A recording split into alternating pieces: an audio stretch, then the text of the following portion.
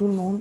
Bonjour, bienvenue à le webinaire sur les précautions d'isolation et les fournitures pour les EPI, l'équipement de protection individuelle. Nous avons l'interprétation dans 5 langues, l'arabe, français, portugais et russe. Vous pouvez cliquer sur le globe interprétation. Notez que pour l'arabe, pour la traduction en arabe, choisissez le channel allemand. Pour les questions-réponses, utilisez le bouton questions-réponses pour poser une question sur le thème présenté. La boîte chat serait unique et réservée pour le dépannage ou pour les crédits CMI. Cette session est enregistrée et votre participation, vos consentements pour qu'on enregistre et que vous fassiez partie de cet enregistrement. Les diapositives et le lien vers l'enregistrement vidéo seront affichés sur le site Projet Echo, sur ce lien ci-dessus. Les crédits de développement professionnel continu, CME, seront disponibles à travers l'Université de Mexico dans le lien dans le chat à la fin de la session.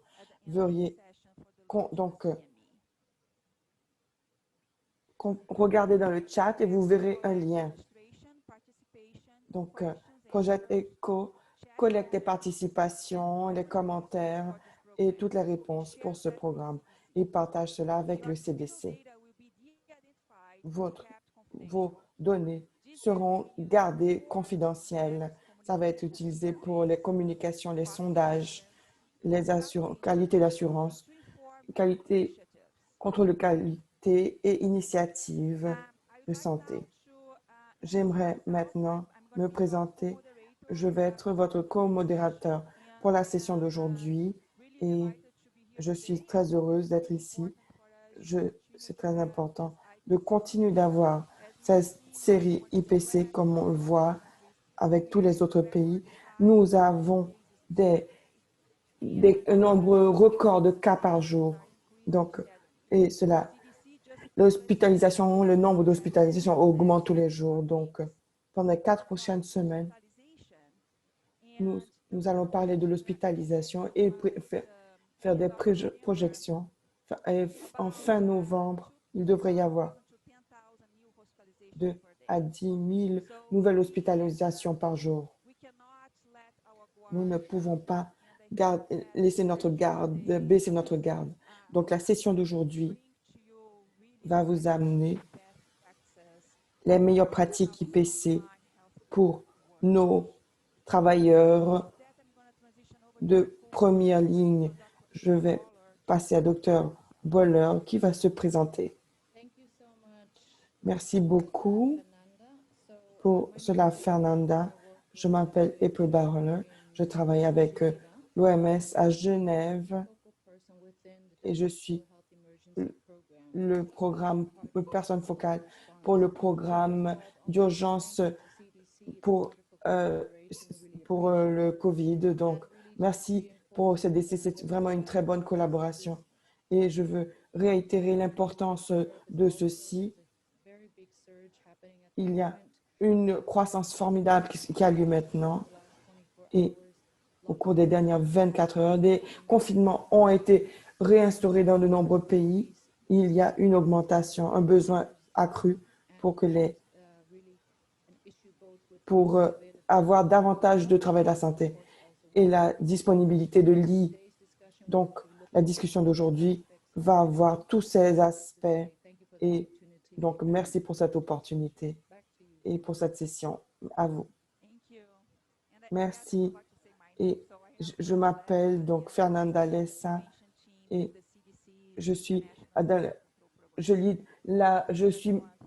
mène l'équipe de contrôle de prévention de CDC.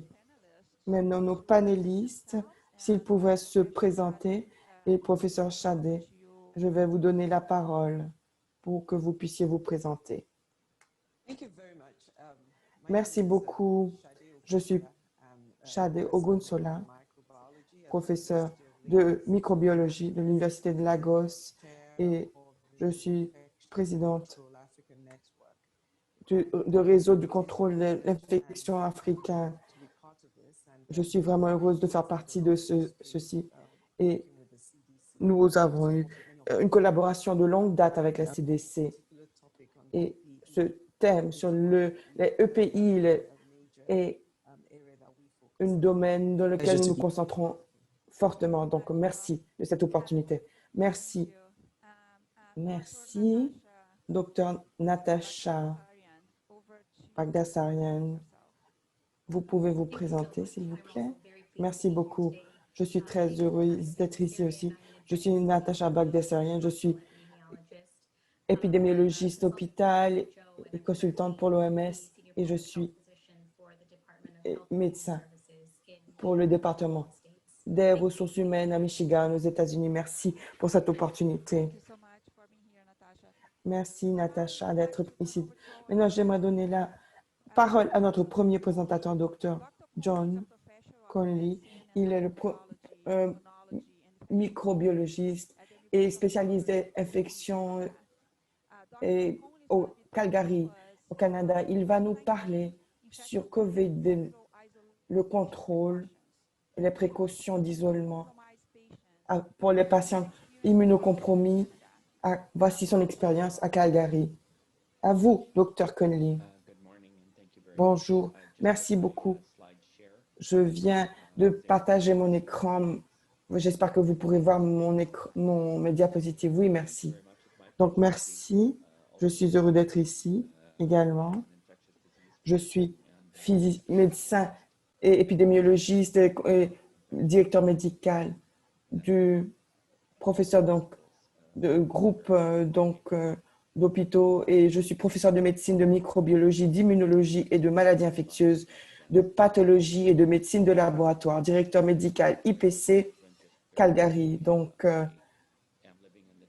je vis dans les territoires traditionnels des Pieds Noirs et des peuples du traité numéro 7, notamment les Premières Nations.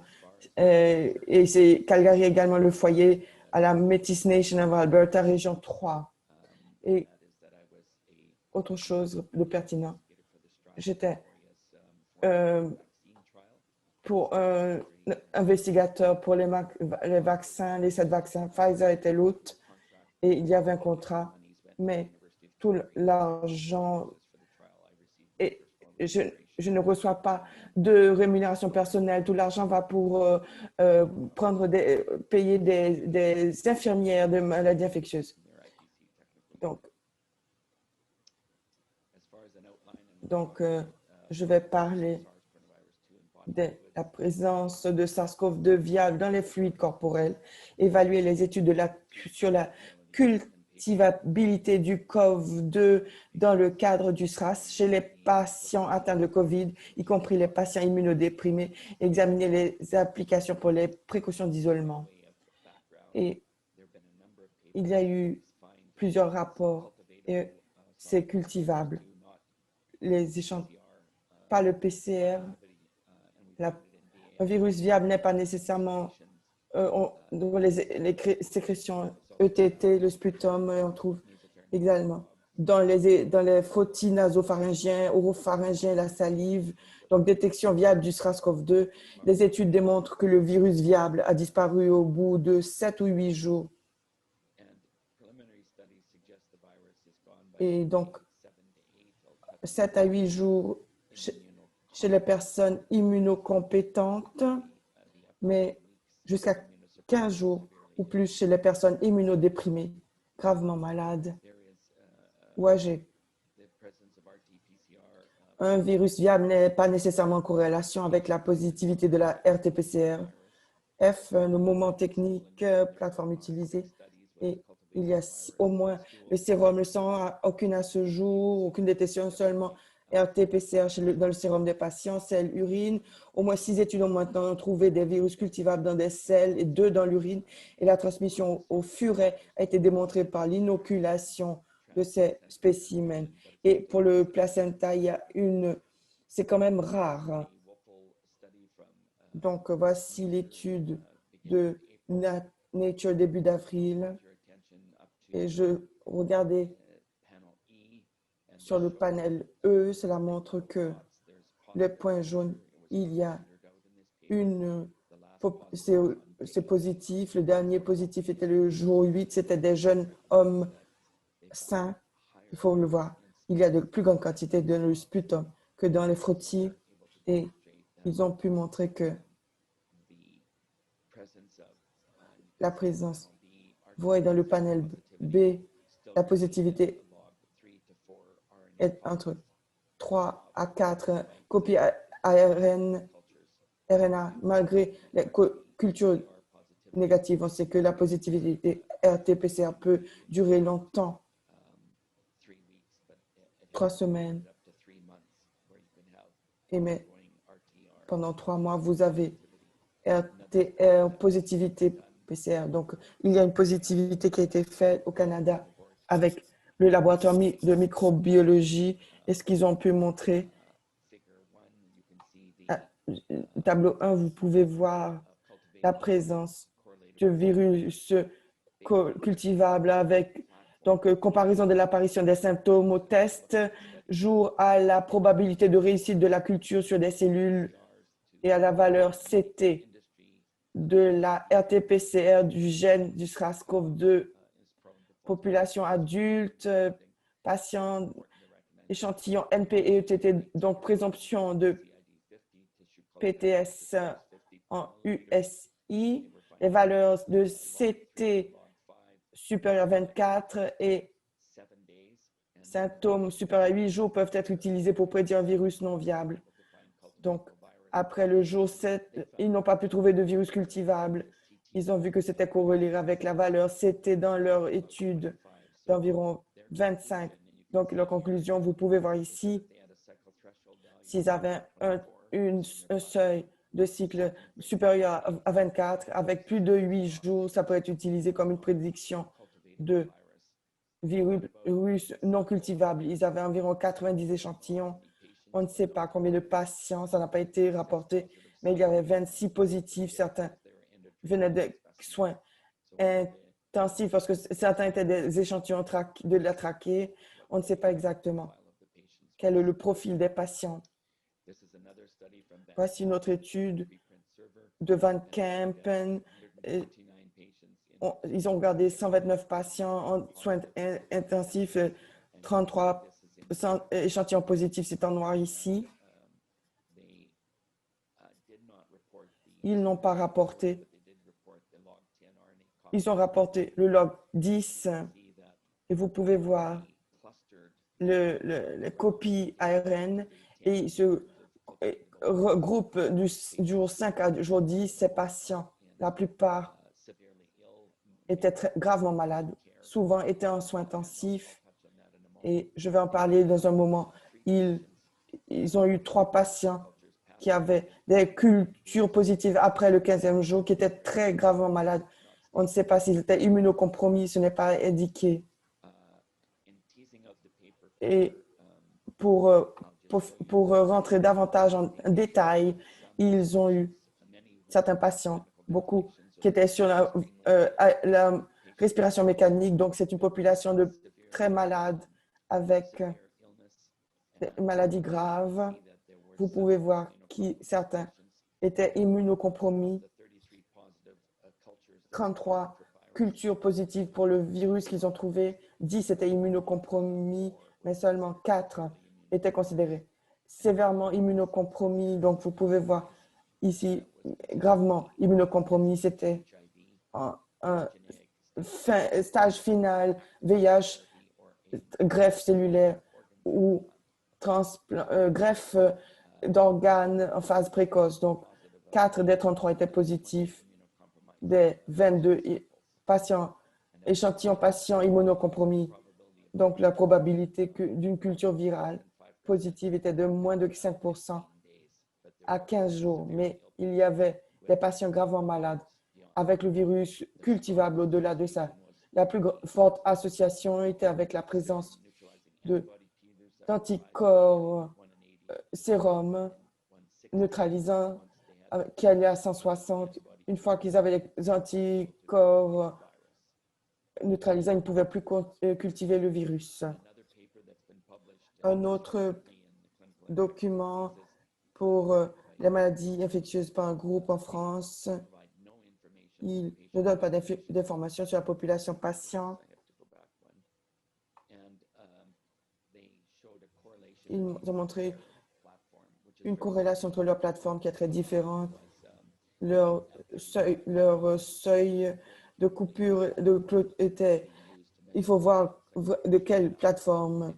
Pour le seuil de cycle, ils ont trouvé la majorité d'un 1 et 2, donc avec le pic à 3. Donc, 3 greffes cardiaques dans les deux patients lorsqu'ils sont en immunosuppression maximale et à l'Université de l'Alberta. Dr. Evans travaille là-dessus, Dr. James Tien ont réussi à trouver faire de la culture des cellules et on a vu regarder la salive et autres et on a vu 5 fois log 3 unité malgré avoir baissé l'immunosuppression. La cultivabilité virale pour le MP était très importante. Log 5, c'est log 100 000 copies par ml. C'est une énorme quantité de virus. C'était envers le 23 jours. On a utilisé Remdesivir et ça réduit la charge virale en 48 à 72 heures jusqu'à ce que le patient a été libéré de l'hôpital, mais on a entre 26 et 33 pendant une greffe cardiaque. Il y avait énormément de charge virale quantifiable. On a eu un second patient, même évolution, cette personne également avait entre log 3 et log 4 PFU par millilitre. Une expérience intéressante, les patients ont craché une petite quantité dans une assiette pétrie. Donc, on a placé dans différents endroits, dans la salle de bain. On a fait un contrôle avec le DMEM, qui est un médium de culture virale. On a vu que dans la crache a séché après quelques semaines, quelques heures. Pas de différence avec la culture. On a pu récupérer entre log 3 à log 4 unité par millilitre. Donc, on a d'autres études qui sont en cours maintenant avec une variété d'études environnementales qui suggèrent qu'il y a de grandes quantités de virus dans l'environnement. Donc, avec un grand répertoire de patients, on essaie de prouver qu'il y a beaucoup de virus cultivables dans les 2 premiers jours de la maladie. Un rapport qui vient d'être publié de l'épidémiologie et le contrôle de l'infection. Je ne vais pas prendre du temps mais c'est pour répéter cela, mais cela montre donc, c'est une étude sur le virus cultivable. Et finalement, le CDC a publié le 19 octobre des recommandations, des paramètres, donc les concentrations d'ARN, du COV-SRAS mesurées dans les échantillons du R diminuent après l'apparition des symptômes et les patients guéris peuvent continuer à avoir de l'ARN du COV2 détecté dans leur échantillon du R pendant une période allant jusqu'à 2 semaines. Donc, on a développé un algorithme.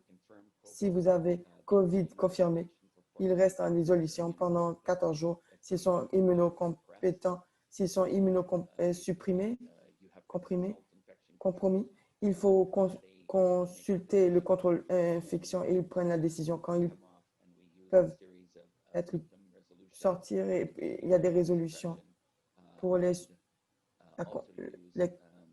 immunocomprimés. On utilise un suivi RT-PCR, les tests de suivi RT-PCR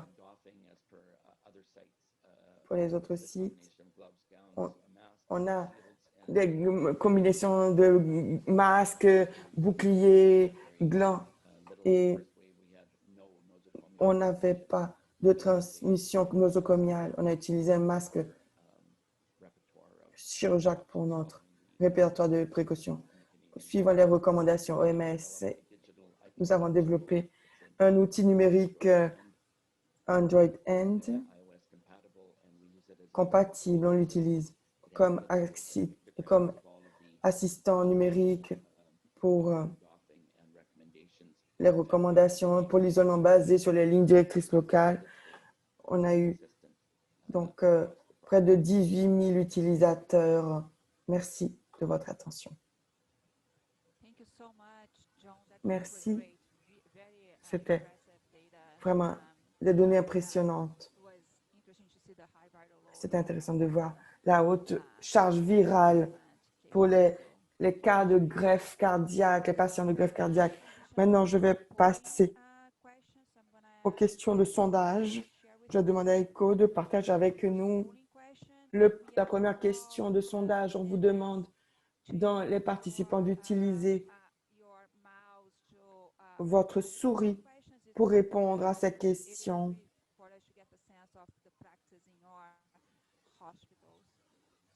Pour les hôpitaux et les praticiens. Donc, première question. La première question, est-ce que les respirateurs N95, par exemple, utilisés dans votre établissement de soins pour les soins des patients suspects ou confirmés d'avoir COVID-19, peu importe si votre unité, votre département effectue ou non des procédures génératrices de particules aérosolisées. Je vous donne quelques secondes pour répondre. Je vois que nous avons beaucoup de personnes qui répondent, continuent à répondre.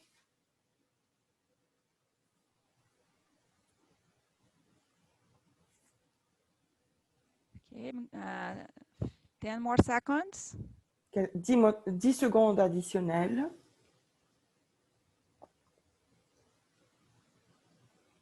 Perfect. So can we close the poll and Parfait. Pouvons-nous montrer les résultats à présent?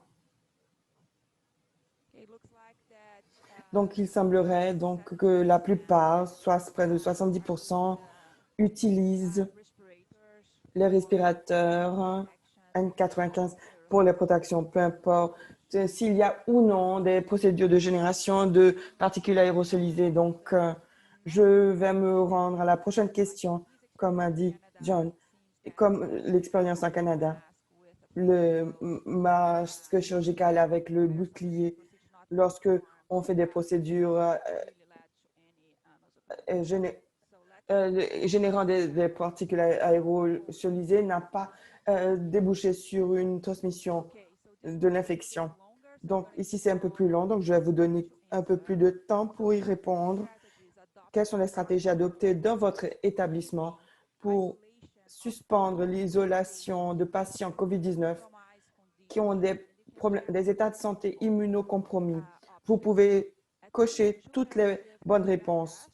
Au moins 2 tests PCR à 24 heures d'intervalle. 10 jours se sont écoulés depuis le premier test et au moins 3 jours avec une amélioration des symptômes. 10 jours se sont écoulés depuis le test positif et au moins 24 heures d'amélioration des symptômes. 20 jours se sont écoulés depuis le test positif et au moins 3 jours d'amélioration des symptômes, ou 20 jours se sont écoulés depuis le test positif et au moins 24 heures avec l'amélioration des symptômes. Et votre établissement n'a pas de stratégie définie pour les patients immunocompromis, ou bien vous avez une autre stratégie qui n'est pas indiquée dans ce sondage. Et je vois que 33% de personnes ont voté. Je vais donner un peu quelques secondes. Je vois que les gens continuent à répondre aux questions.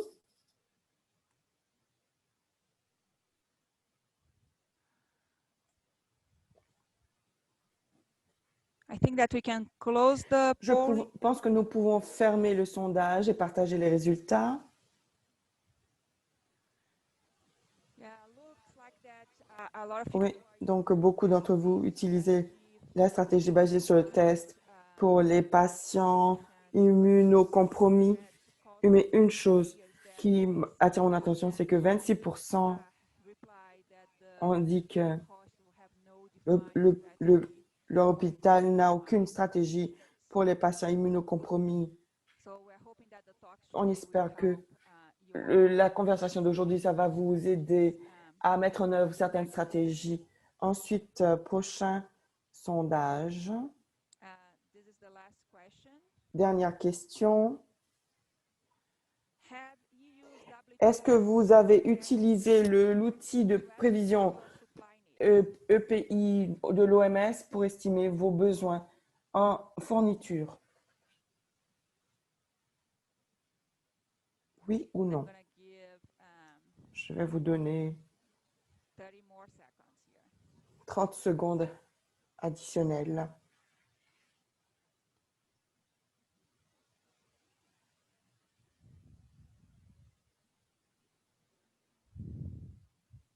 Okay, I think that 50% already voted, so can Je we pense que close? 50% ont voté, donc peut-on fermer le sondage et partager les résultats? Oui. Donc, 60% n'ont pas utilisé l'EPI. L'outil de prévision EPI encore. Donc, notre dernier panéliste va montrer une démonstration de l'outil de l'OMS pour la prévision des besoins en EPI. On va vous laisser utiliser cet outil pour vos besoins dans votre pays.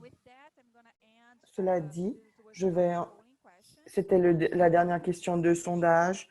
Je vais transitionner à notre prochain panéliste. C'est vraiment un grand plaisir de vous présenter Dr. Redje, qui est médecin et épidémiologiste du Brésil. Elle est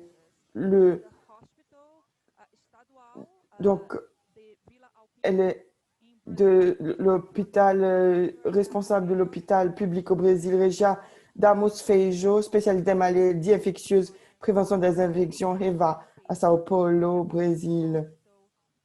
Elle va vous parler donc de son expérience dans l'hôpital au Brésil. À vous. Merci.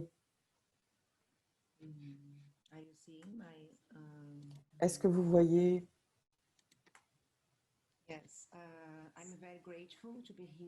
Je suis très heureuse d'être ici. J'aimerais remercier pour l'invitation du docteur Lessa Fernanda et merci également ECHO. Et aujourd'hui, je vais parler de l'expérience de la mise en œuvre des précautions d'isolement dans un hôpital public au Brésil. Je n'ai pas de conflit d'intérêt lié à cette présentation.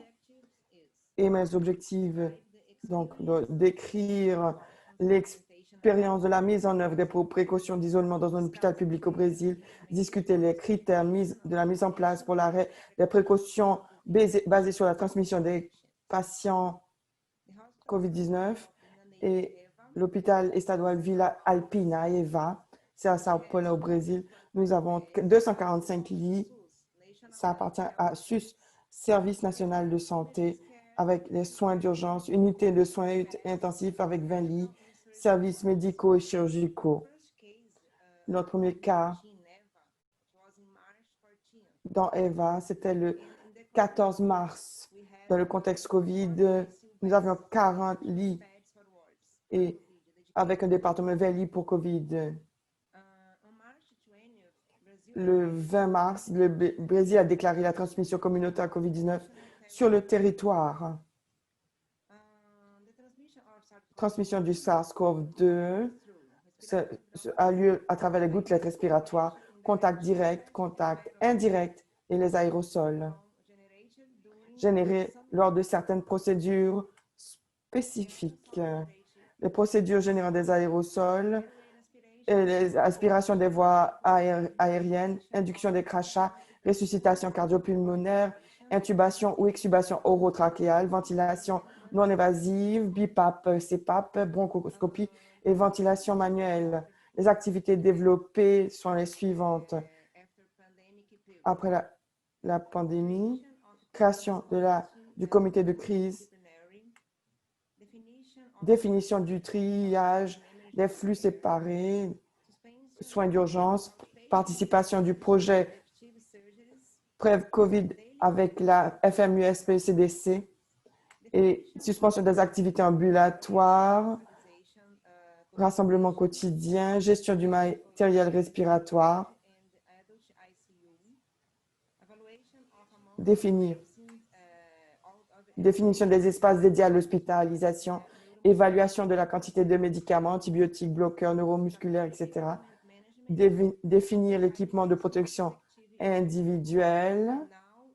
Et maintenant, participation du coup avec le CDC, en collaboration avec le CDC, soins d'urgence et flux, le dépistage effectué à l'entrée de l'urgence pour identifier et des soins urgents pour identifier les patients respiratoires symptomatiques, séparer flux pour les personnes soupçonnées de COVID-19, pour les patients aux urgences.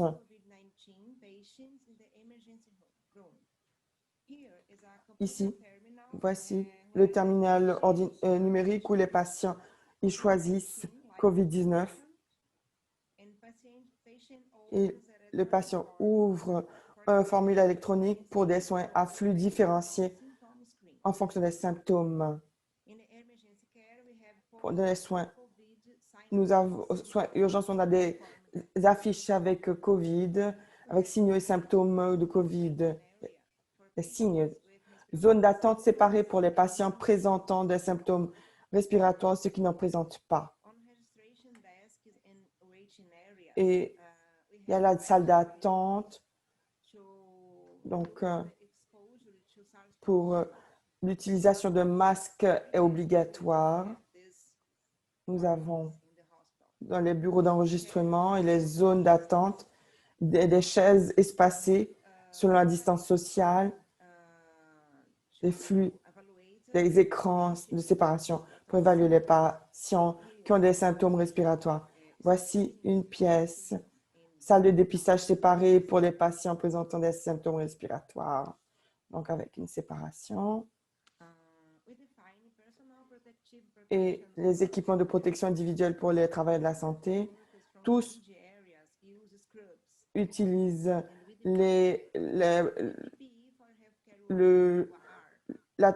l'uniforme, la tenue qui couvre tout le corps et donc la blouse d'isolement, le respirateur N95 et également il y a donc des chariots avec EPI et désinfection devant la salle. Nous avons donc la robe, formation et on met et on retire comment le masque pour les lunettes, donc masque chirurgical pour les zones de circulation, écran facial, tablier à doublure, N15 respiratoire et bouclier facial utilisé dans toutes les zones de soins de santé qui ont procédé à des procédures générales des aérosols. Et pour les unités spécifiques pour les patients atteints de COVID, il y a des salles et des lits de soins intensifs dédiés, réservés pour COVID-19, et avertissement à l'entrée des salles, cohorte de suspects, cas confirmés.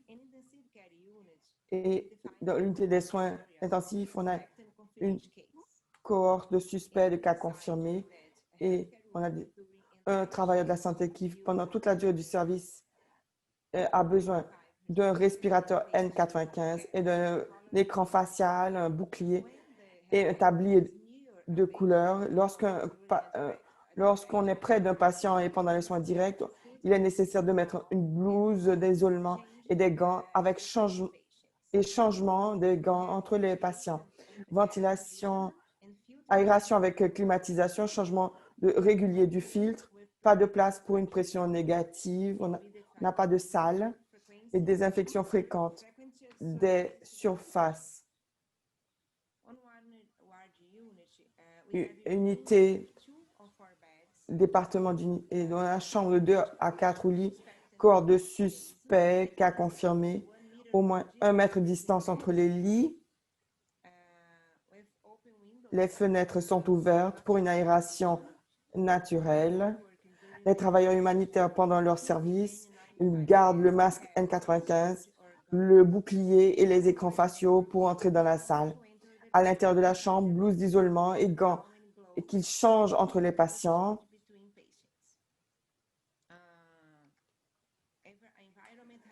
Actions en matière d'hygiène de l'environnement. Plus fréquemment, désinfection des surfaces, nettoyage intérieur, nettoyage des salles de bain plus fréquentes, temps de nettoyage également, et gestion des cadavres également, avec des augmentations de l'hygiène des mains.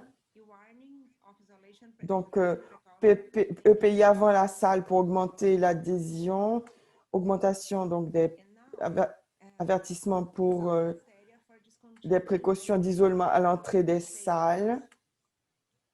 Et donc, fin de l'isolement, critère de l'arrêt de l'isolement des patients atteints de COVID-19. Donc, pour patients asymptomatiques non immunodéprimés, 10 jours,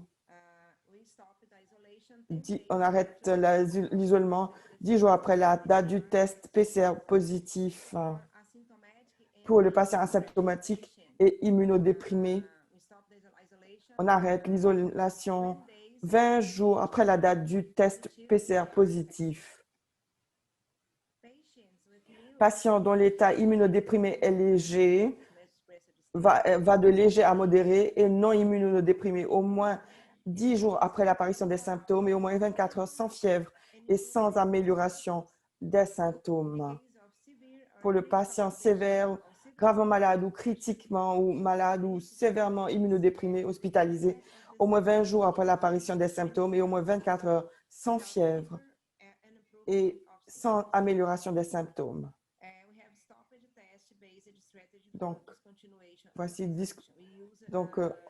on a des précautions pour la discontinuation pour la transmission dans des contextes de soins de santé. Voici notre diapositive ici de la CDC, prévention des infections et lutte. Donc, voici les ressources ici et j'aimerais remercier toute l'équipe de EVA et mon équipe de contrôle de l'infection. On a amené des photos et des photos sans masque, avec masque. Et donc, ici, ça c'est sans masque. Vous avez des photos avec masque et sans masque. Donc, Régia, merci. C'était très intéressant. Et pour Bayer qu'elle parle. Et je suis heureuse de voir que nous avons les mêmes pratiques dans beaucoup de pays. Donc, question par rapport au cap et le bouclier, le bouclier et le tablier. Vous avez dit un tablier de couleur. Quelle est la justification du tablier de couleur? C'est pour identifier, parce que nous avons le tablier rouge. Ils peuvent circuler, les travailleurs de la santé peuvent circuler dans les zones communes. Après, à l'intérieur des salles, ils mettent la blouse d'isolation pour dire qu'ils sont prêts à donner du soin. Vous comprenez? Et le cap, c'est-à-dire donc le chapeau, c'est pour protéger la tête en cas de procédure de génération d'aérolisation.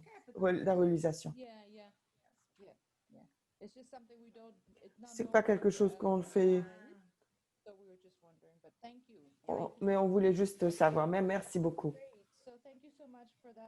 Merci, Régiane. Nous allons passer maintenant au prochain présentateur. C'est avec grand plaisir que je présente Paul Molinero. Il est le chef de logistique à l'OMS à Genève, au siège. Il a une maîtrise pour la gestion des logistiques et il est responsable. Donc, Paul, vous avez la parole.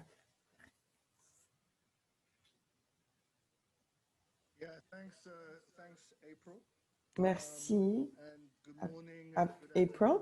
Bonjour, bonsoir. Je suis Paul Molinaro. Je travaille à l'OMS Genève. Je suis le responsable de l'unité de logistique de support pour le programme d'urgence. Et pendant les 8 mois passés, je menais l'effort combiné pour acquérir les EPI critiques, BP, diagnostic, oxygène et l'équipement biomédical. Donc, je vais partager mon écran et plonger dans le vif du sujet.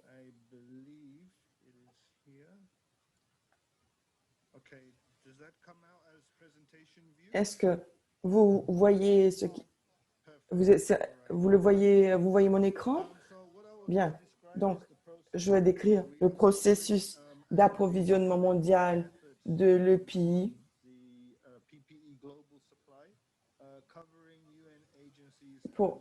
Ça couvre les agences des Nations Unies et notre partenaire. Donc, cela ne couvre pas tout le monde, toutes les acquisitions de tout le monde, mais uniquement, je vais vous parler des choses clés, essentielles que nous avons apprises, des leçons apprises essentielles. Donc,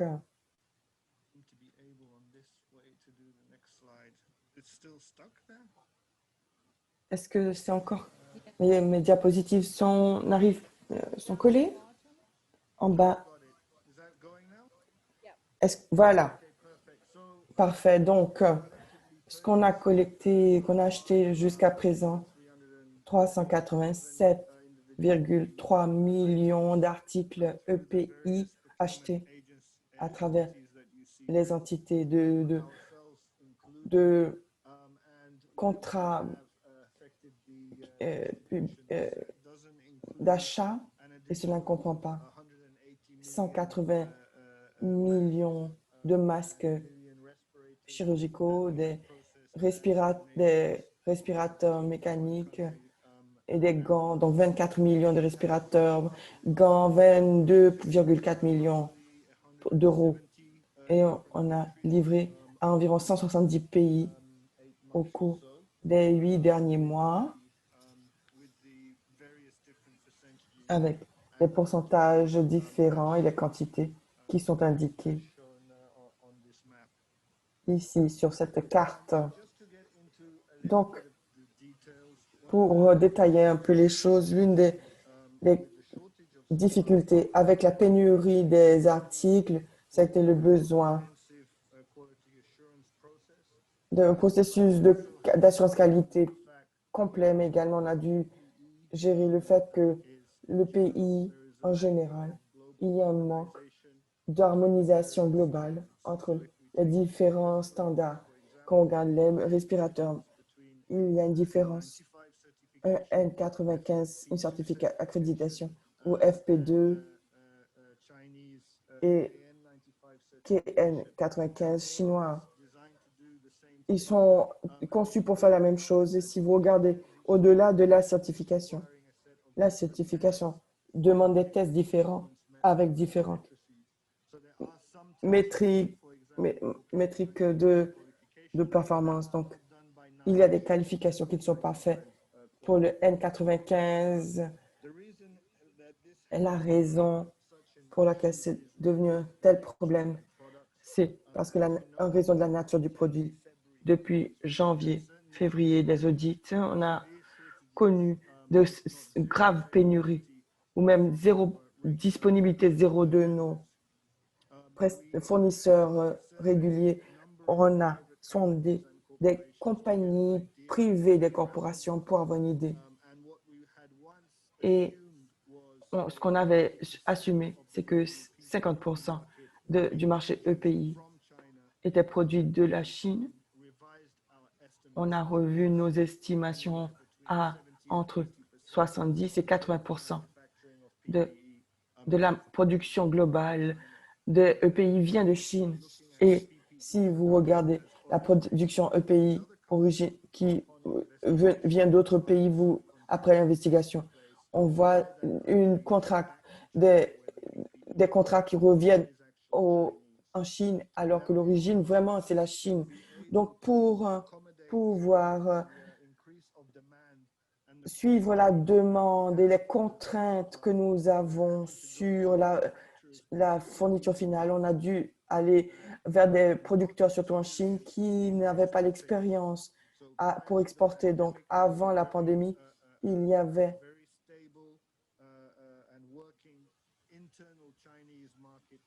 un marché interne chinois qui est stable et qui marchait bien pour les respirateurs et les autres articles de EPI, mais quand il s'agit de l'exportation, nos demandes en termes d'accréditation, de certification, des différents documents dont nous avons besoin pour pouvoir affecter l'importation et surtout, avec des contrôles stricts, ça signifie que nous devons passer beaucoup de temps pour regarder, à sélectionner les producteurs et voir si cela est bien suivi. Donc, les certificats et les licences qu'ils ont en fonction de l'article, s'ils ont la bonne licence de production pour beaucoup d'articles et tous les documents que nous amenons, que nous avons ensemble. Notre problème avec le marché chinois que nous avions à l'époque, c'était l'exigence du ministère de la Commerce d'utiliser un nombre fixe de prestataires, alors que les autorités chinoises pensaient qu'ils avaient une adhésion plus supérieure à la qualité. Donc, c'est un effort de réduire les possibilités d'acheter des produits qui ne répondaient pas aux normes. Et en février et mars, surtout, beaucoup d'usines qui produisaient autre chose ont changé pour produire cela et ne pourraient pas poursuivre, être à la page au niveau de leur processus de production. Ici, donc, voici, il fallait donner accès à plus de 300 fournisseurs. Il fallait gérer la complexité des achats. Il fallait identifier les fournisseurs qui nous intéressaient. Beaucoup de travail pour les contacter. Et n'oubliez pas la différence, beaucoup d'appels à 7 heures du matin à Genève et pour savoir lesquels étaient assez sérieux pour la revue technique. Et la revue technique était la collecte de beaucoup de documentation qui pouvait soutenir la preuve que cette production pouvait fournir des articles en fonction de ce que précisait le certificat. Et pour aller au niveau commercial, demander des prix, quand on a commencé avec 300 fournisseurs, on arrive au bas de l'entonnoir à 14, à 15 qui ont passé toutes les différentes étapes. Et ça, c'est seulement du côté technique. C'est en assumant que ces fournisseurs ont de la disponibilité. Beaucoup de prestataires qu'on utilisait, qui exportaient, ils avaient déjà FFP2, des certifications sur différents standards. Ils étaient déjà complètement submergés, soit avec des clients réguliers ou bien clients qui avaient une bourse plus large pour supporter les augmentations de prix. Donc, voici ce que l'OMS a fait.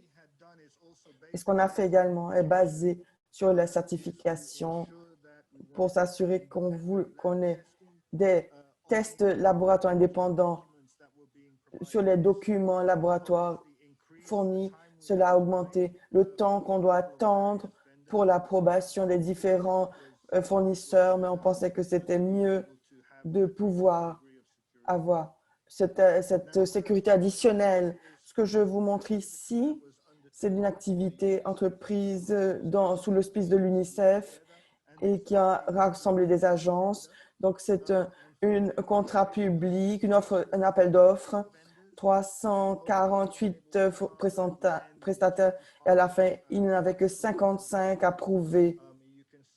Vous pouvez voir le pourcentage de producteurs par pays dans la diapositive. Et ici, ce qui est important, c'est les différentes régions pour le rejet. Et vous pouvez voir que nous avons eu beaucoup de problèmes avec des certificats falsifiés, valides ou faux, et des différents certificats qu'on ne pouvait pas valider, documentation inconsistante et le produit, pour le produit. Donc, c'est pour souligner les difficultés pour faire que tout cela fonctionne. Et donc, si vous regardez la feuille de route, la chronologie depuis le 27 janvier, cela couvre pas seulement le pays, mais également nos efforts dans le diagnostic et le biomédical. On a passé beaucoup de temps entre la fin de janvier et le début de juin pour arranger les choses. On avait des problèmes avec le manque d'offres et une grande, forte demande. Et également, l'industrie était en train de… il y avait, les transports avaient chuté avec la fin des transports cargo et aériens. Et avec le WFP, on a établi une infrastructure en Chine et les moyens pour faire bouger beaucoup de cargo, de marchandises des pays vers les 165, 170 pays différents. Si vous regardez ici, on a dû mettre ces mécanismes de coordination. Donc, le 11 mars, on a mis la coordination elle-même. On a eu des outils de EPI. C'était un renouvellement pour les stocks d'urgence. Et le 17 avril, il y avait un task force des Nations Unies pour regarder cela. Notre premier achat basé sur le 29 avril. Le 12 mai, on a reçu les premières marchandises reçues dans un entrepôt en Chine qu'on a dû mettre en place avec les grands vols aériens de marchandises.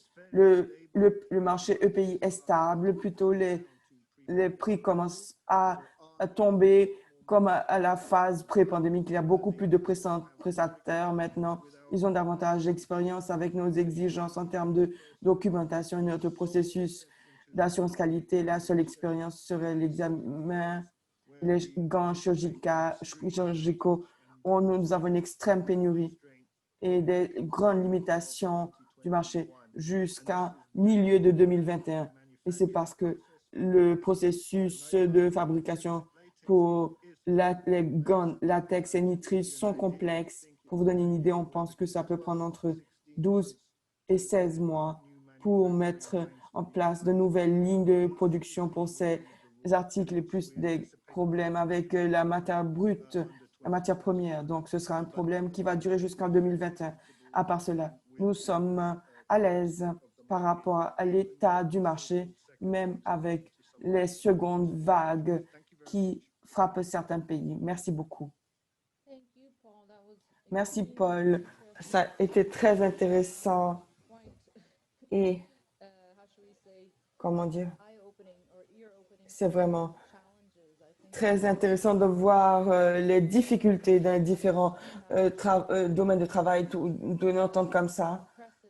C'est vraiment impressionnant que vous avez réussi à à effectuer cela, vraiment avec la collaboration, Paul. Formidable.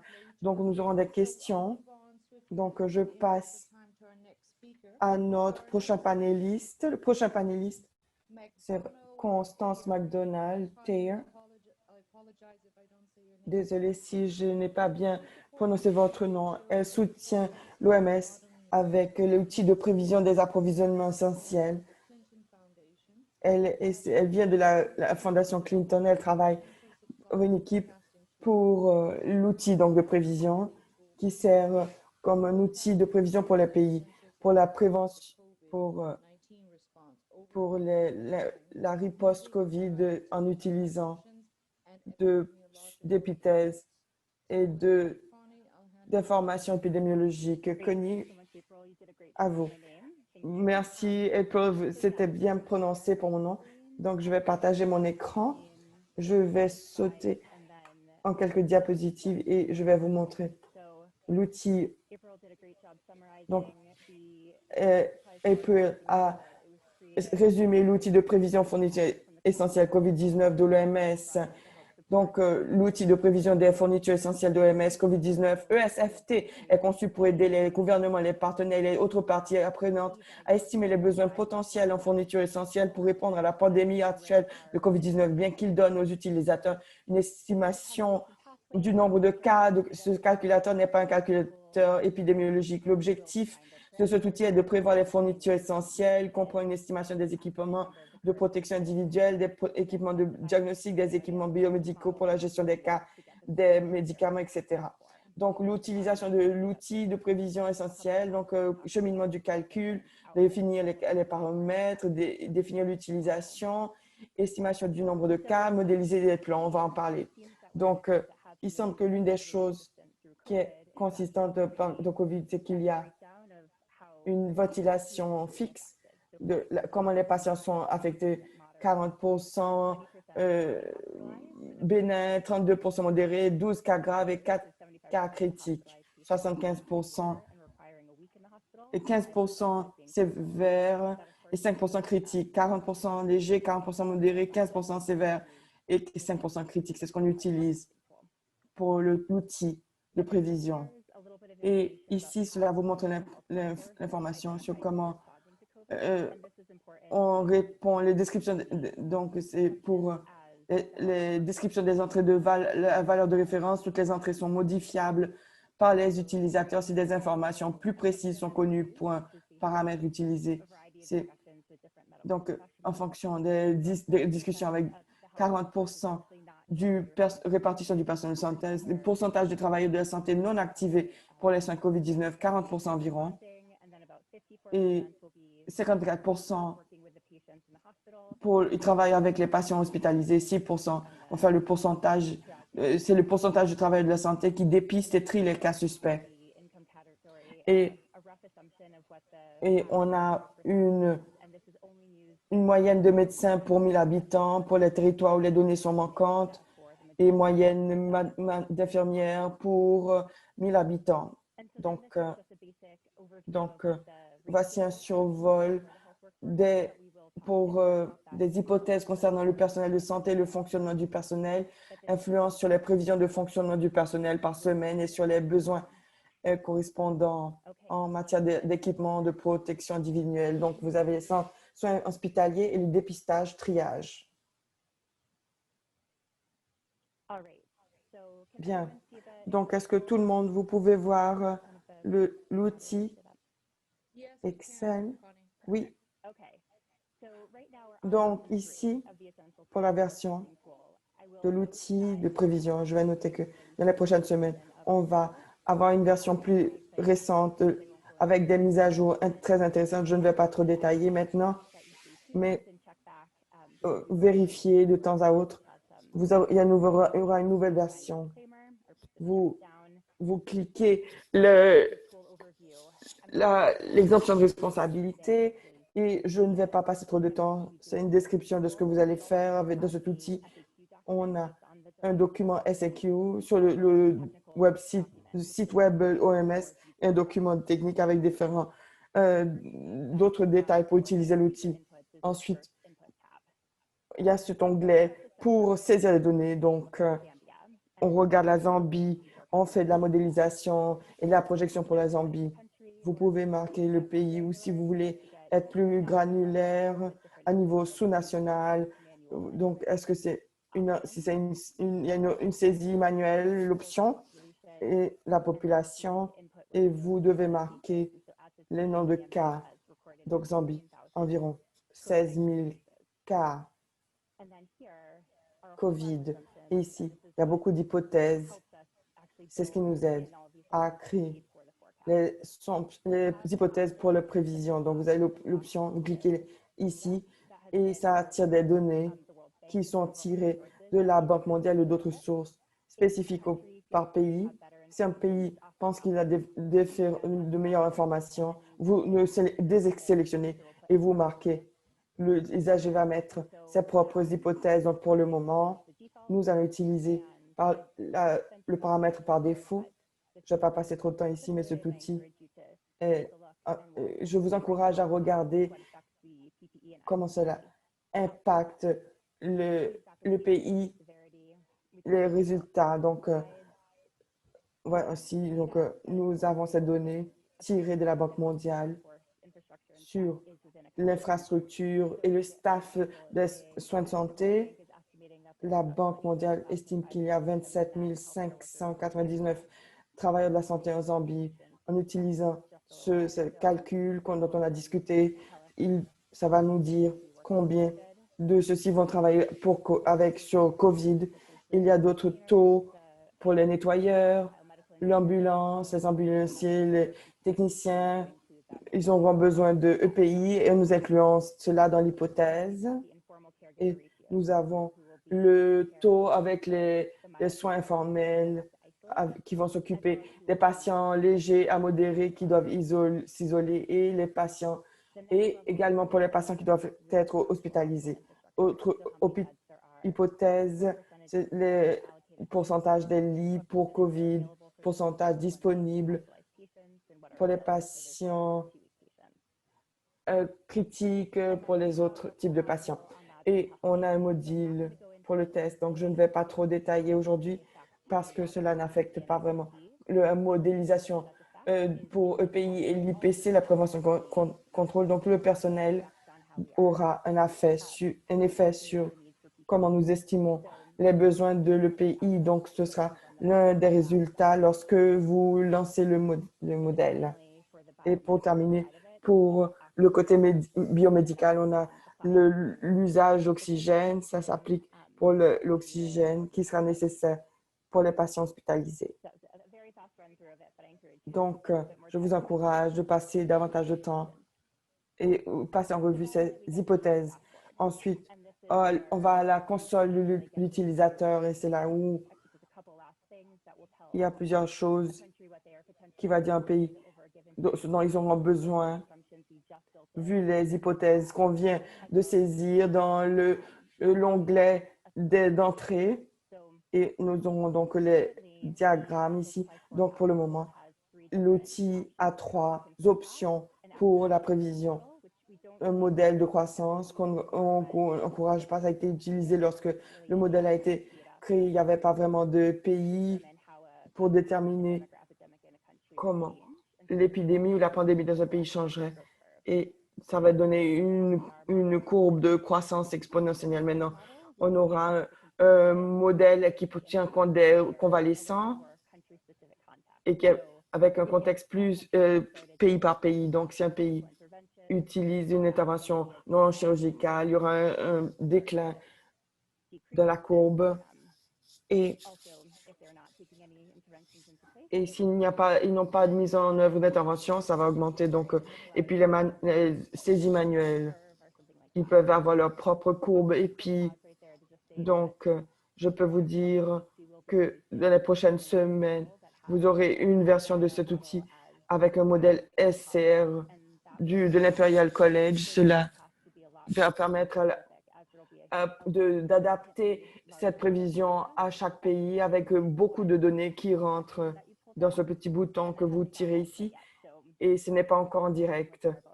On en parlera là-dessus, mais ce sera une grande actualisation pour les modèles. Vous utilisez aujourd'hui, j'ai mis à médium. Il y aura une attaque clinique, taux d'attaque clinique de 20%. Il y a plusieurs, ça va de 5, 10 médium. On vient de me demander que ce soit un peu plus grand, désolé. Merci, Paul.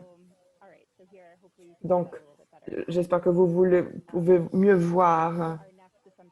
Donc, la prochaine hypothèse, c'est pour déterminer sur combien de temps on veut la prévision. J'ai dit à 6 semaines. C'est à vous de décider la durée de la prévision, la période de prévision. Mais ce qu'on sait de COVID, ce n'est pas vraiment prévisible. Ça peut agir d'une manière pendant une certaine période, mais on ne sait pas que ça va continuer à agir comme ça pendant longtemps. Donc, on essaie de garder les semaines de prévision, de trouver une quantité plus conservatrice. Donc, semaine 0 ici, et la stratégie de test, ciblage de test, vous êtes sélectif sur les personnes que vous testez. Vous faites des cas suspects, n'importe qui veut un test, est testé. Avec 10% qu'on suspecte d'avoir 10% positifs en fonction des recommandations OMS qui ont été annoncées. Vous devrez avoir 10 négatifs pour chaque positif. Et on va utiliser la saisie par défaut pour les PI, une période d'infectieuse de... Sorry to interrupt you. Can you wrap up in the next minute because we are getting a lot of questions, so we need to move to the Q&A. I'm so sorry. Donc, Constance, est-ce que tu peux finir rapidement? Donc, je veux parler des résultats. C'est le plus intéressant. Donc, nous allons revenir un peu en arrière. Donc, ça va nous dire combien de IPC, de pays sont nécessaires. Lorsque vous faites le modèle, ils vont dire que la Zambie, on a besoin de 1,2 million de blues pour la Zambie. On a 14 millions de gants et le coût. Donc, c'est vraiment un résumé très haut niveau sur l'outil et ce sont les taux EPI. Mais vous avez également pour les diagnostics et pour d'autres articles. Donc, je peux clore maintenant et dire que si vous avez des questions, nous voulons enfin un outil que les pays veulent utiliser. Donc, on veut savoir comment est-ce que ce serait le plus efficace au niveau du pays. Donc, merci beaucoup. Merci, Connie. C'est très intéressant. Malheureusement, nous n'avons pas beaucoup de temps. Merci pour le travail effectué. Je vois, ça commence à commencer en janvier, en février, de voir comment ça a évolué. C'est formidable. Et vraiment, les pays, utilisez-les. Ceux qui ne les utilisent pas, utiliser, ça peut être très utile. Et je sais que vous êtes intéressés à avoir un retour d'information, Connie. Donc, maintenant, nous allons passer à la session questions-réponses.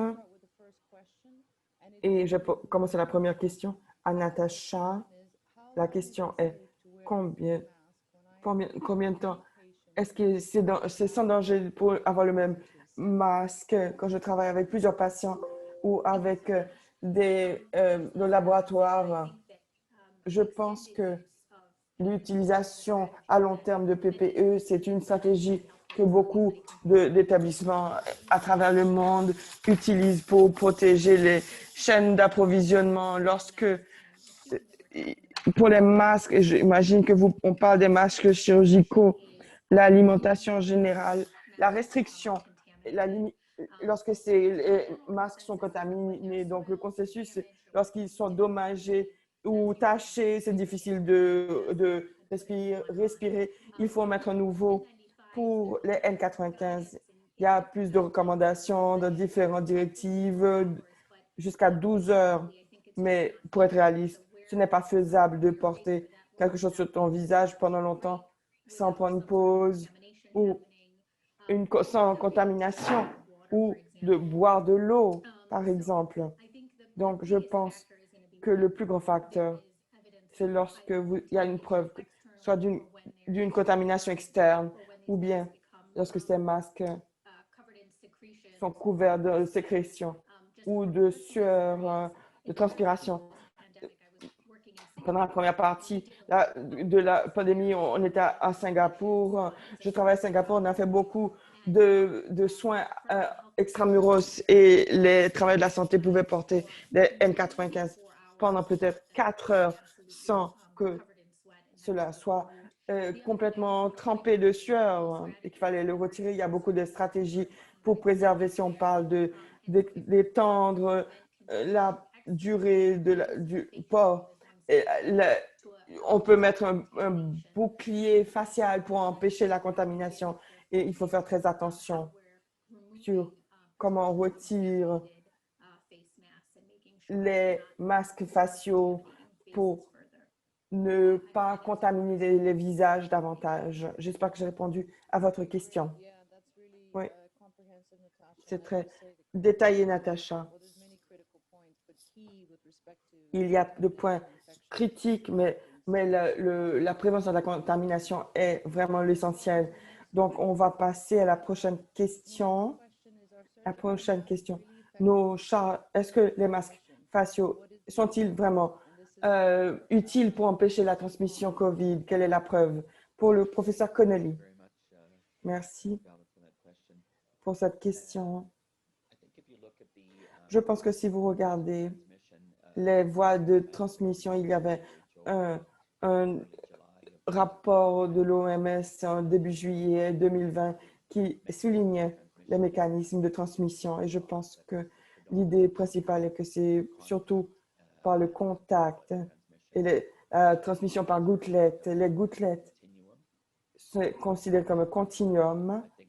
Et lorsque vous regardez les recommandations, je sais qu'elles varient de pays à pays en ce qui concerne les recommandations on utilise les masques chirurgicaux comme un élément du PPE. Avec les lunettes ou les boucliers, la première vague, on avait entre 100 à 200 patients graves, unités sans qu'il n'y ait aucune transmission acquise à l'hôpital.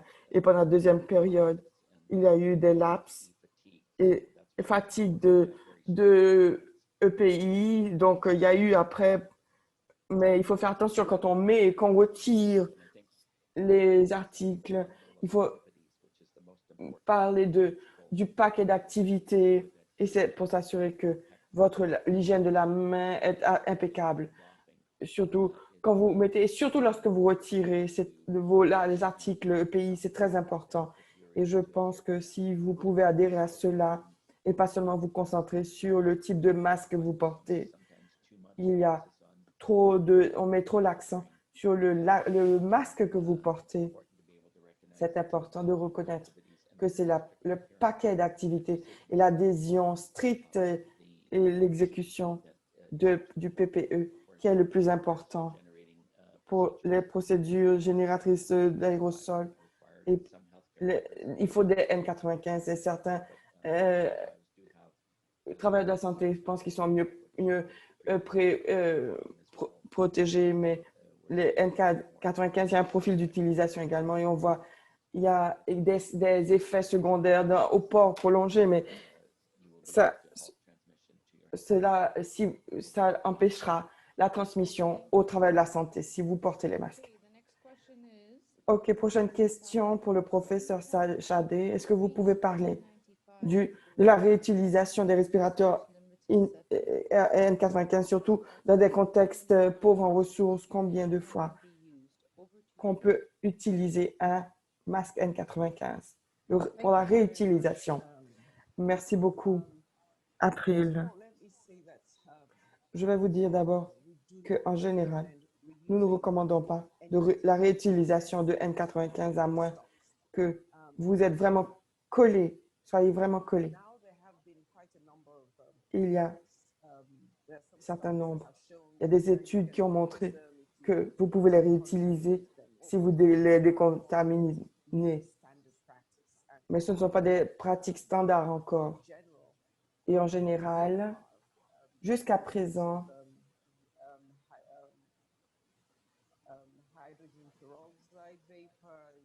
ils utilisent des vapeurs de peroxyde avec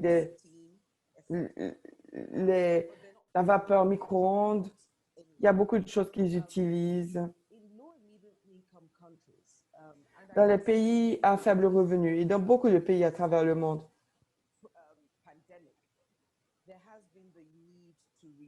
Donc, il y a eu le besoin de réutiliser les N95. Ce que nous préférons de dire, c'est de les utiliser pour une durée prolongée plutôt que de les retirer, les remettre à nouveau. Pas plus de 6 heures, mais il faut les retirer. S'ils sont contaminés, tachés, s'ils sont mouillés. Mais lorsque tout ceci a été fait, parfois, c'est réutilisé. Je sais qu'il y a eu beaucoup de choses qui se sont passées, surtout avec la tuberculose, et on a dû prolonger à COVID-19 également.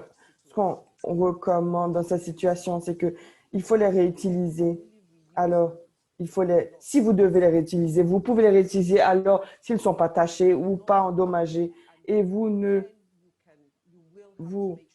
devrez vous assurer que lorsque vous les retirez, ce qu'on demande aux gens, c'est de les mettre dans un conteneur et vous les étiquetez, vous l'utilisez à nouveau en s'assurant que vous ne contaminez pas l'intérieur. Donc, il faut l'hygiène de main. On ne recommande pas cela. Il y a de meilleures pratiques pour la réutilisation, mais c'est les personnes qui réutilisent, ils mettent dans le micro-ondes et vous pouvez les utiliser 2 fois, de l'eau avec la vapeur, micro-ondes. Certains ont utilisé un four à air chaud et donc on peut utiliser 2 fois après ça. Après, au-delà, on ne peut plus garantir l'efficacité du masque.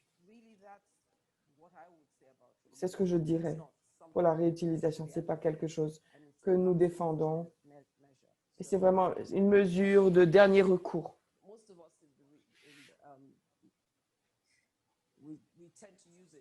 On utilise 2 fois après cela. Si vous l'avez utilisé la vapeur de micro-ondes. Mais on n'a pas assez d'études pour dire que c'est vraiment la meilleure chose. Donc, voilà mon opinion.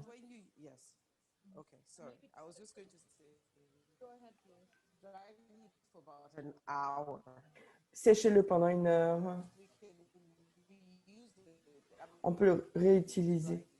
Lorsqu'on utilise la chaleur sèche avec l'ultra-radiation, on peut réutiliser 2 à 3 fois après cela. En général, ce n'est pas recommandé. Vaut mieux une utilisation durée plutôt que la réutilisation. Une question rapide. Est-ce qu'il y a un problème avec la pénurie des respirateurs?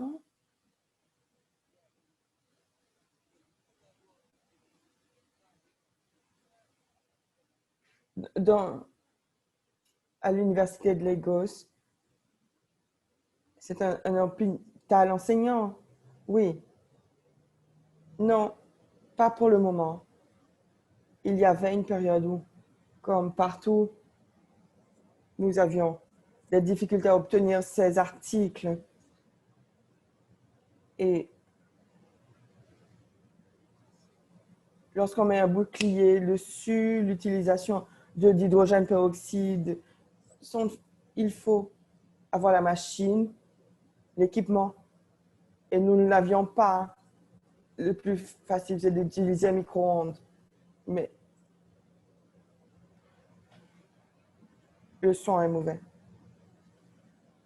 Merci pour cette réponse. Donc, la prochaine question va à Dr. Ridja. Quelles sont vos suggestions pour économiser les EPI? Merci pour la question. Au Brésil, nous avons le problème de pénurie de EPI, comme on doit prendre des décisions pour économiser les EPI.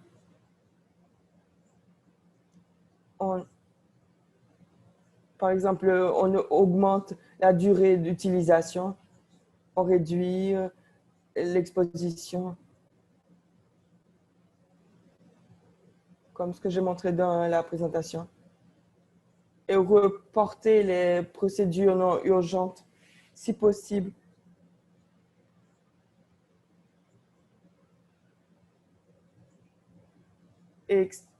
prolonger l'utilisation des EPI entre personnel de santé et regrouper les activités pour minimiser le nombre d'activités, pour réduire le nombre de fois qu'on rentre dans une salle pour l'administration des médicaments, restriction par les visiteurs. Seulement, les visites sont autorisées seulement si c'est nécessaire. Parler avec un cellulaire pour parler avec la famille du patient.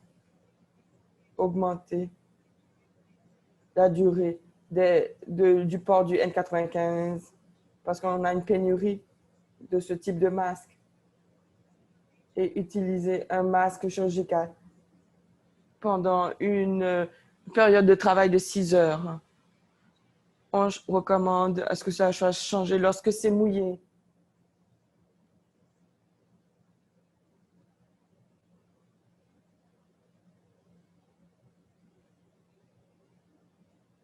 Allez-y. Donc, on a plusieurs questions. Donc, revenons à Dr. Conley. Si vous pouvez répondre à cette prochaine question. Est-ce que le masque chirurgical peut être réutilisé si on ne l'utilise que pendant 1 heure? Surtout lorsqu'il y a une pénurie d'articles EPI. C'est une très bonne question. Je pense que Natacha a abordé cela plus tôt. La réponse, cela dépend.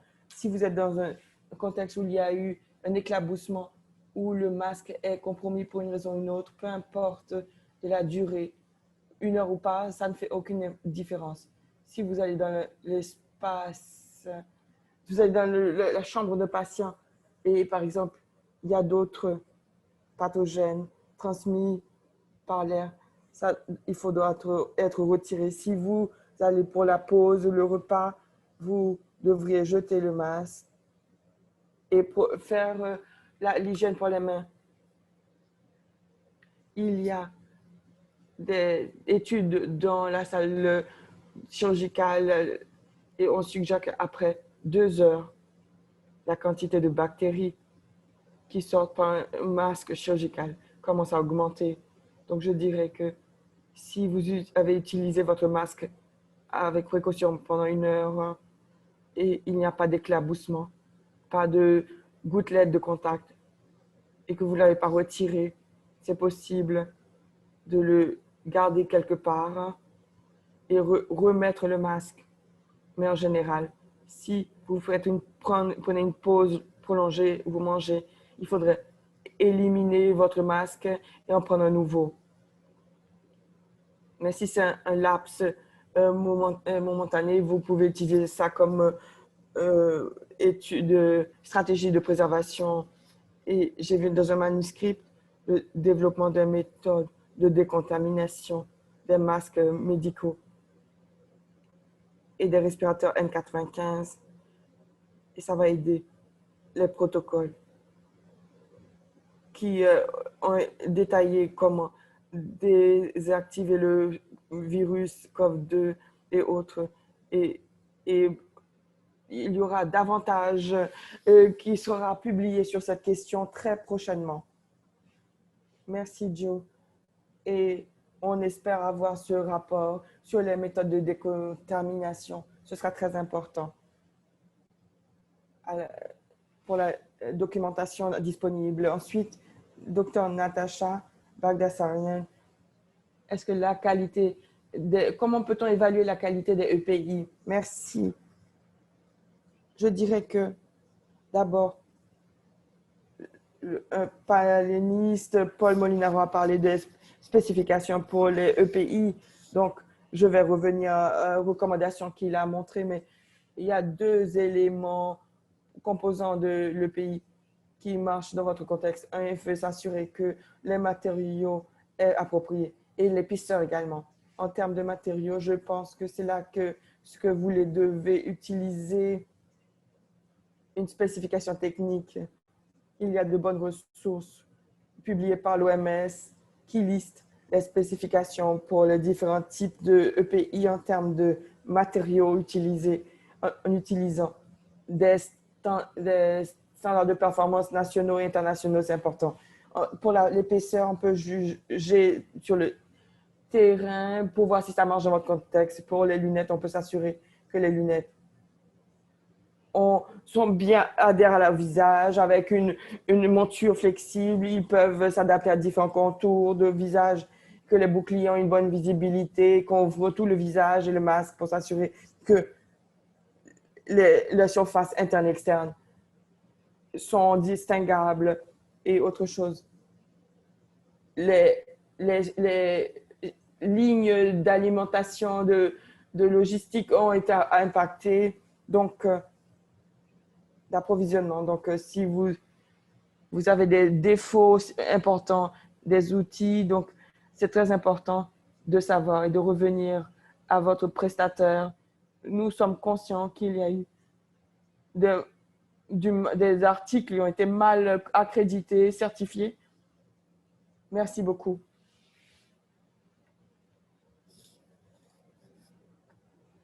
Merci, Natacha.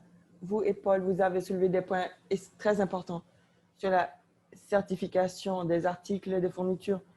Et on doit faire très attention avec la fourniture des EPI. Prochaine question pour le professeur Chadet.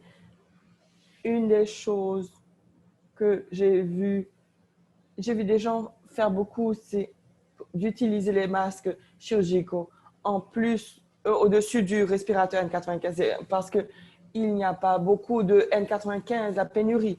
Et pour essayer de préserver le respirateur N95 pour la réutilisation, quelles sont vos recommandations pour ICANN en termes d'utilisation de masques chirurgicaux posés au-dessus du N95? Merci. Encore une fois, ce n'est pas quelque chose que nous ne disons pas que c'est quelque chose qui devrait être fait. Il n'y a aucune preuve qui soutient cela. Cependant, il y a des études qui ont montré que, et je pense que la première, nous avons perdu le son. Pour l'Académie nationale de médecine, en 2006, lorsqu'il suggérait que vous pourriez utiliser un masque chirurgical, nous avons perdu le son.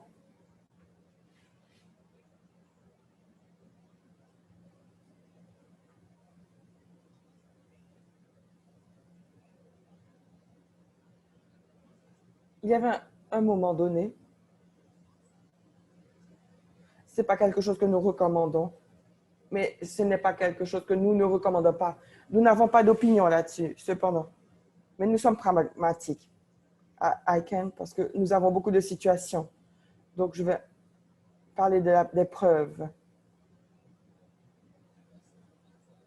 La première fois que j'ai lu pour la première fois que cela pouvait être fait, c'était l'Académie de médecine. Il recommandait pendant une durée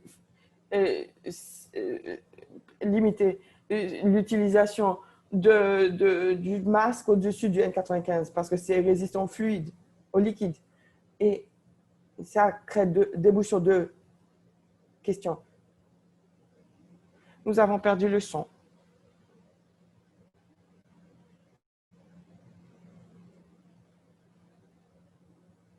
Est-ce que ça affecte la respiration? Même si ça protège le N95, on n'a pas des études pour assurer tout, mais ils ont trouvé un. Nous avons perdu le son.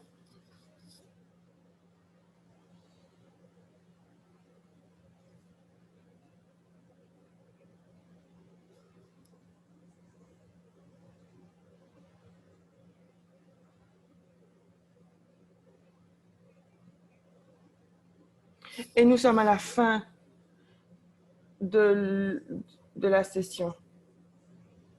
Vous m'entendez? Peut-être que si vous éteignez la caméra, D'accord, ça va? Donc, rapidement, je voulais dire que ce que nous savons, c'est mieux d'utiliser. Les gens utilisent cela et ça n'a pas d'impact sur la respiration. Il n'y a pas d'augmentation dans le le dioxyde de carbone dans le sang. Donc, mais on ne peut pas garantir qu'il n'y a pas de contamination du N95. Si on l'utilise, cela peut réduire la quantité de la contamination directe et large, mais ça ne veut pas dire qu'il n'y aura pas de particules virales sur la surface du N95. Ce qu'on recommande, c'est d'utiliser un bouclier facial pour empêcher la contamination directe de grosses particules. Mais il ne semblerait pas que cela peut réduire les particules virales, mais je ne suis pas sûre pendant combien de temps vous pouvez l'utiliser. Donc, on ne le recommande pas. Nous disons utiliser un bouclier facial pour empêcher les éclaboussements parce qu'on ne sait pas si cela protège pour le virus, pour protéger par rapport à la durée que vous utilisez pour le N95. Donc,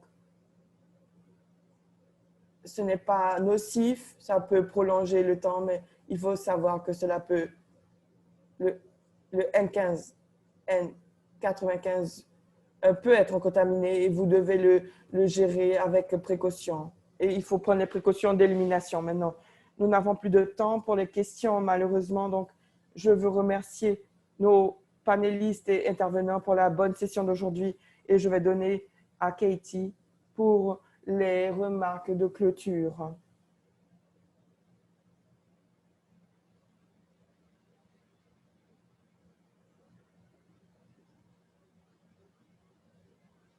J'espère que vous m'entendez. Merci à tous